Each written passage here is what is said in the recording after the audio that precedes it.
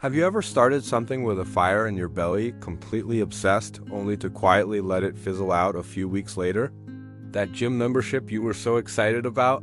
The side hustle you were sure was the one? That online course you bought on impulse?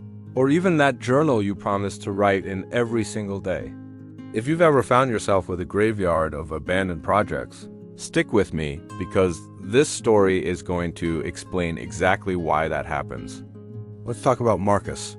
He's 29, works a stable but soul-draining office job at an insurance company, and he's one of those guys everyone likes. At work, they call him the idea guy. Marcus is always fired up about something new. Last spring it was dropshipping, before that, a YouTube channel. Before that, learning guitar, and before that, starting a blog. Each and every time, he's all in for about 3 weeks. He buys the equipment, tells all his friends, and meticulously makes a plan. Then, inevitably, something gets hard. The progress slows down. That initial electric feeling fades, and he quietly stops. His apartment is a museum of good intentions. There's a guitar he hasn't touched in 8 months, 3 half-finished Udemy courses on his laptop, and a brand new podcast mic still sitting in its box. He always tells himself the same thing. I will get back to it when I feel motivated again. Here's the thing, though, Marcus wasn't lazy. He was a really good starter. He just never learned how to be a finisher. One weekend, feeling particularly frustrated after quitting another online business he'd been building for 6 weeks, Marcus goes to visit his Uncle Ray. Ray is his dad's older brother, a retired construction foreman. He's a quiet man who doesn't say much, but when he does, people listen. Marcus vents, saying, "I just don't think that one was right for me. I'll find the right thing soon." Ray doesn't lecture him. He just looks at Marcus and says, "Come on, let me show you something." Ray drives Marcus out to an old forgotten site on the edge of town. In front of them is a half-built bridge stretching over a dry creek bed. It's rusted, crumbling, and goes absolutely nowhere. Ray tells him the story. The county started building it years ago. The budget ran out halfway through. They swore they'd come back and finish it, but they never did. Now it just sits there, completely useless. Cars have to drive 15 minutes around it, just to get to the other side.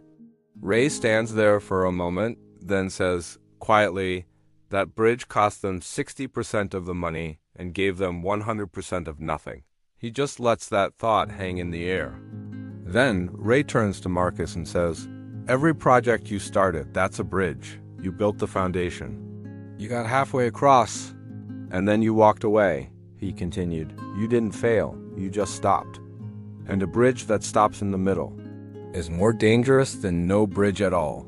Because now you think you tried." Marcus gets defensive.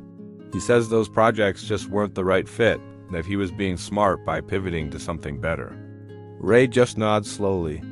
Or maybe he says, the right fit is what happens on the other side of hard. And you keep stopping right before you get there. He points back at the rusted structure. The hardest part of building a bridge isn't the beginning, and it isn't the end. It's the middle. The middle is where the foundations are tested, where bad weather hits, where the workers get tired and the money gets tight. Most abandoned bridges are abandoned in the middle. Then he delivers the line that changes everything for Marcus. Motivation gets you started. Discipline builds the middle. But most people quit in the middle and call it wisdom. Marcus drives home, and that night he can't sleep. He opens the Notes app on his phone and looks at a list he keeps there. A list of ideas, projects, things he was going to do. He counts them. 14 items. 14 unfinished bridges. He starts doing the math in his head, the time, the money, the energy he poured into all of them. Thousands of dollars, hundreds of hours. And what does he have to show for it? Nothing. Not a single thing he can point to and say, "I built that."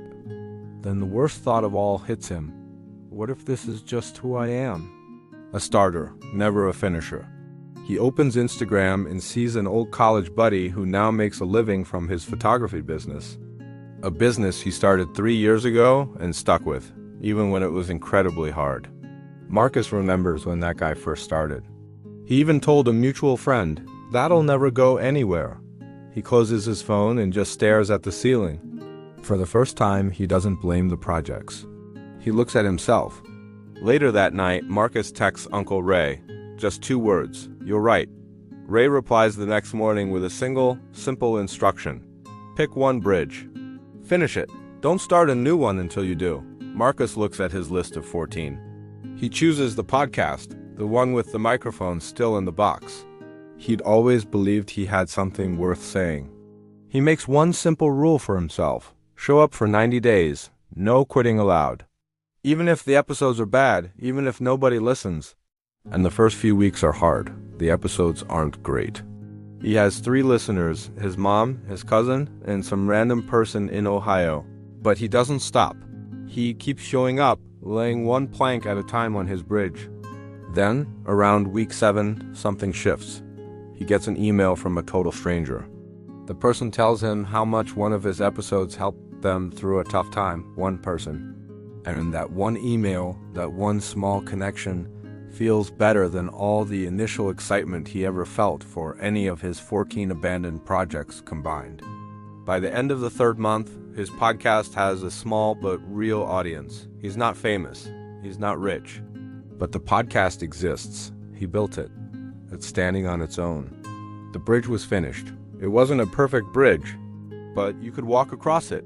Marcus calls Ray to tell him. Ray just laughs quietly on the other end of the line and says, "Told you the other side was worth it." Maybe you have a list like Marcus's too. A list of ideas, projects, things you started and then stopped. I want you to hear this. It's not about talent. It's not about finding the perfect idea. Every single meaningful thing in this world gets hard in the middle. That's not a sign to stop.